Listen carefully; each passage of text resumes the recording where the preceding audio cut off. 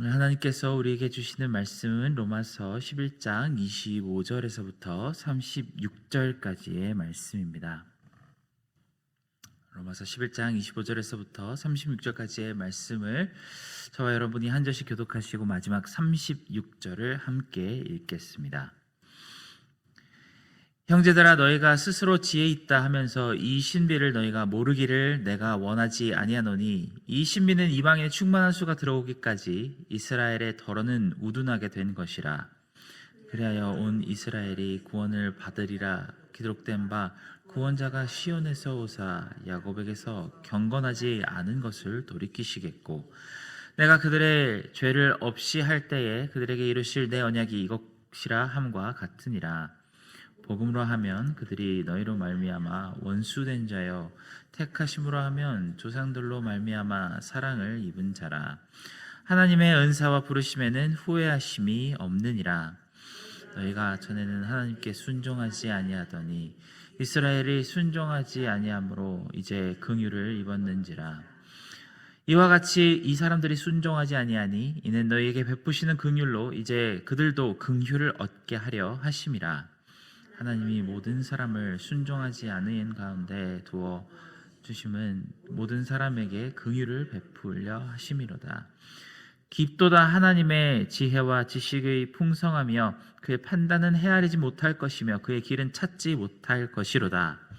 누가 주의 마음을 알았느냐? 누가 그의 모사가 되었느냐? 누가 주께 먼저 드려서 갚으심을 받겠느냐? 이는 만물이 주에게서 나오고 주로 말미암고 주에게로 돌아감이라. 그에게 영광이 세세에 있을지어다. 아멘. 우리는 성경에서 복음을 이야기할 때 종종 여러 가지 표현으로 이 복음의 말씀을 표현하는 것을 볼 수 있습니다. 그 중에서 서신서에서 상당히 자주 등장하는 표현으로 신비 또는 비밀이라고 복음을 표현할 때가 있습니다. 주로 에베소서 같은 서신서에서 바울이 사용하는 표현이 이 복음은 비밀이다, 신비다라고 이야기를 합니다.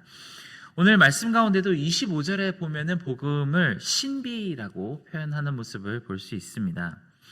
이 비밀이나 신비라는 것은 누군가가 무엇을 감추려고, 마치 하나님께서 복음을 말씀을 안 하시려고 이렇게 극소수의 사람들에게만 알려주시고 다른 사람들에게는 계시하지 않으시는 그런 시크릿의 비밀이 아닙니다. 오히려 너무 모든 것이 환하게 다 겉으로 드러나 있는데도 불구하고 모든 사람들이 눈으로 보고 귀로 들으면서도 불구하고 잘 이해할 수 없는 것이 바로 신비이자 비밀에 해당하는 복음입니다. 이것을 원어로는 미스테리라고 부릅니다. 우리가 영화나 소설의 미스테리 장르를 보면은 분명히 이게 현상은 눈에 다 보이는데 도대체 어떻게 이 사건이 왜 일어났는지 이해하기 힘든 것이 바로 미스터리라고 부르죠. 보통 이런 작품에서는 특별한 지혜를 가진 어떤 사람이 아주 통찰력 있게 이 사건을 사람들에게 전체 그림을 설명해 주면서 미스테리가 풀리는 것을 우리는 볼 수 있습니다. 이 복음의 비밀과 신비에 대한 지혜를 알려주는 일이 바울 서신서를 통해서 우리에게 바울이 전하는 메시지입니다. 우리는 이 주옥과도 같은 이 말씀을 통해서 하나님의 비밀에 한 발자국 더 다가갈 수 있다는 것을 알 수 있습니다. 그런데 우리는 평소에 살면서 복음이 정말 신비하다, 복음은 정말 비밀스럽다라고 생각을 하십니까? 너무나도 놀랍고 알면 알수록 너무나도 깊고 경이로운 하나님의 지혜가 담겨 있어서 묵상을 할 때마다 새로운 것을 배우게 되는 경험을 하십니까? 아니면 이 복음이라는 것이 이제는 너무나도 익숙해져서 이제는 더 이상 새로운 것을 복음 속에서 발견할 수 없다고 생각을 하십니까?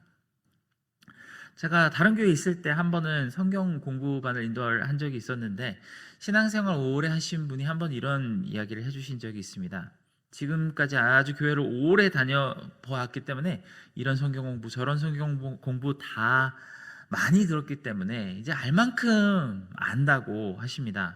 그런데 이런 과정을 자꾸 참여하면서 이게 아는 것도 다시 한번 들어서 리마인드를 해야지 잊어버리지가 않으니까 수업을 이제 들으면서 기억가 되는 대로 리마인드를 하려고 한다고 하십니다. 아주 오랫동안 이렇게 신앙생활을 하다 보면은 이 복음과 성경의 지식에도 조금은 매너리즘이 생기게 마련입니다. 더 이상 어떤 설교를 듣고 또 어떤 말씀을 읽어도 새로운 것이 별로 없다라고 느껴질 때가 있습니다. 설교자마다 조금씩은 다른 화법을 쓰지만 결국은 다 똑같은 것을 말한다고 생각하죠. 결국은 이 바다보다 깊은 새로운 지식을 배운다기보다는 이 복음을 통해서 누가 같은 내용이라도 더 재밌게 잘 설명하는지를 찾아보게 됩니다. 그런데 우리가 생각하는 것만큼 복음이 그렇게 간단한 것일까요? 우리가 쪽복음지 몇 장에 충분히 그 내용을 다 담을 수 있을 정도로 쉽고 단순하며 성경 공부 한두 개만 들어보면 얼추 다 이해할 수 있을 정도로 쉬운 내용을 담은 것이 복음일까요? 성경은 그렇지 않다고 표현합니다. 오늘 말씀의 33절을 함께 다시 보시기 바랍니다. 사도 바울은 복음에 대해서 이렇게 이야기합니다. 깊도다 하나님의 지혜와 지식이 풍성하며 그의 판단은 헤아리지 못할 것이며 그의 길은 찾지 못할 것이로다 라고 합니다. 바울이 복음을 헤아리지 못한다고 이야기한 이유는 그의 지적인 능력이 부족해서가 아닐 것입니다. 사도 바울은 우리가 너무나도 잘 아는 것처럼 그는 정말로 뛰어난 석학이었습니다. 지난 20세기를 마무리하면서 타임지가 세상을 뒤흔든, 세상의 역사를 바꾼 지식인 100명을 뽑았는데 사도 바울은 그 중에 상위권에 속할 정도로 굉장히 놀라운 지식과 명철을 가진 사람이었습니다. 아마 지금 우리 세대에 누구와도 비교할 수 없을 만큼 비상한 명철을 가진 사람이었음이 분명합니다. 그런데 이런 사람마저도 이 복음의 지혜에 담긴 지식과 그 비밀이 너무나도 크고 풍성해서 도저히 그의 명철로도 하나님을 헤아리지 못하고 하나님의 길을 뚜렷이 알 수가 없었다고 합니다. 그는 도대체 복음의 비밀 속에서 얼마나 큰 내용을 보았기 때문에 이런 고백을 할 수 있을까요? 그리고 반면 우리는 왜 복음에 대해 여러 해 동안 배웠음에도 불구하고 무엇을 놓치고 있기 때문에 우리 입에서는 복음에 대한 이런 고백이 나오지 않는 것일까요? 우리는 신앙생활을 수십 년을 하고도 복음의 진정한 깊이를 가늠하지도 못하고 여전히 발목만 담그고 있는 이유가 무엇일까요? 그리고 언제쯤 우리는 이 복음의 정말 깊은 강수에 발끝부터 머리끝까지 푹 잠기는 그런 지혜에 접근하게 될 수 있을까요? 이런 궁금증을 가지고 우리는 정말 복음 안에 어떠한 비밀이 들어있는지 알고자 하는 갈망함을 가지고 하나님 앞에 나아가야만 하겠습니다. 나도 그 깊은 복음의 지혜와 지식의 풍성한 가운데 잠기게 해달라고 사도 바울의 성령의 감동하심을 보고 그 전율했던 그 복음을 알게 해달라고 그 비밀에 다가가게 해달라고 간구해야만 하겠습니다. 어거스틴도 그렇게 말합니다. 예수 그리스도의 복음은 너무나도 깊고 그 내용이 복잡해서 인간의 지식으로는 도저히 생각해낼 수 없는 지식이라고 말합니다. 만일 그가 성경을 한두 번 읽었는데 그 내용이 다 파악될 정도라면 그는 복음을 믿지 않았을 것이라고 덧붙입니다. 이것이 인간의 머리를 얼마든지 소화해낼 수 있을 만큼의 지식이라면 대충 누가 만들었을 것이라고 생각할 수도 있기 때문입니다. 하지만 이 복음의 깊이는 알면 할수록 도저히 인간의 지식으로 다 담을 수도 없어서 이 비밀은 오직 전능하신 하나님만이 만드실 수 있는 길이라고 그는 이렇게 고백합니다. 그렇다면 우리는 왜 이렇게 커다란 격차가 발생하는지 생각해 봐야겠습니다. 우리는 너무나도 쉽고 간단하다고 생각하는 이 복음이 왜 시대의 천재들에게는 세상의 어떤 복잡한 암호문이나 수학적 난제보다 더 거대하고 복잡한 길이라고 생각하는 것일까요? 우리는 오늘 그 차이를 오늘 본문을 통해서 조금 더 가까이 접근할 수 있을 것 같습니다. 우리가 복음에 대해서 생각할 때는 각 개인을 거듭나게 하는 감상적인 복음만을 생각한다면 바울과 어거스틴 같은 사람은 온 우주의 역사 가운데 흐르는 전 인류의 구원사를 생각하기 때문에 그 격차가 발생합니다. 우리가 복음을 생각하고 묵상하고 받아들이는 방법은 지극히 개인적이고 감상적입니다. 나라는 죄와 허물이 많은 초라한 사람이 있는데 예수 그리스도의 십자가 사랑이 나를 변화시켰고, 그리고 성령으로 감동하게 하셔서 새 사람으로 거듭나게 하셨죠. 그리고 천국 가는 날까지 열심히 신앙생활 하다가 하나님 품에서 영원히 행복할 것을 믿는 믿음으로 삽니다. 그 중간중간 많은 부연 설명이 들어갈 수 있겠지만 결국은 우리가 요약해서 보면 한 개인의 복음은 이 정도로 요약이 가능할 것입니다. 어떻게 보면 굉장히 쉽고 단순하죠. 그리고 이 마음을 변화시키는 것은 사랑과 은혜로 말미암은 마음의 감동과 결심이라고 우리는 생각합니다. 그러니 우리가 생각하는 복음은 그렇게 복잡할 것이 없습니다. 그런데 성경이 이야기하는 복음은, 구원의 역사는 고작 이 정도가 다가 아닙니다. 성경이 이야기하는 구원은 너무나도 방대하고 커서 우주의 역사가 시작하기 전부터 있었고, 역시 우주의 역사가 모두 끝이 난 다음에도 여전히 존재할 것이 바로 구원사입니다. 그리고 지금은 우리가 절대 불가능하리라고 믿는 우주적 스케일의 화합이 바로 이 복음과 구원으로 인해서 이루어질 최종 목적이라고 이야기합니다. 이 복음의 최종 목적에 대해서, 최종장에 대해서 요한계시록 7장에 이렇게 기록되어 있습니다. 요한계시록 7장 9절부터 말씀인데요. 이 일 후에 내가 보니 각 나라와 족속과 백성과 방언에서 아무도 능히 셀 수 없는 큰 무리가 나와 흰 옷을 입고 손에 종려가지를 들고 보좌 앞과 어린 양 앞에 서서 큰 소리로 외쳐 이르되 구원하심이 보좌에 앉으신 우리 하나님과 어린 양에게 있도다 하니, 모든 천사가 보좌와 장로들과 내 생물 주위에 서 있다가 보좌 앞에 얼굴을 엎드려 대고 하나님께 경배하여 이르되 아멘, 찬송과 영광과 지혜와 감사와 존귀와 권능과 힘이 우리 하나님께 세세토록 있을지어다 아멘 하더라. 장로 중에 하나가 응답하여 나에게 이르되 이 흰옷 입은 자들이 누구며 또 어디서 왔느냐? 내가 말하기를 내 주여 당신이 아시나이다 하니, 그가 나에게 이르되 이는 큰 환난에서 나오는 자들인데 어린 양의 피에 그 옷을 씻어 희게 하였느니라.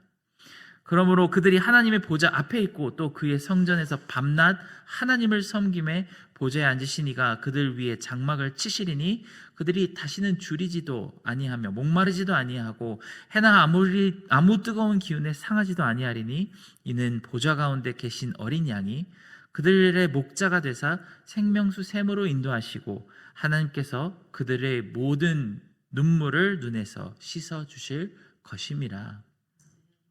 이것이 요한계시록에 나타난 복음의 최종장입니다. 심지어는 이것이 끝이 아니라 이 세상의 마지막이자 새로운 세상의 시작이라고 성경은 표현합니다. 이런 놀라운 역사가 어떻게 이루어질 수 있을까요?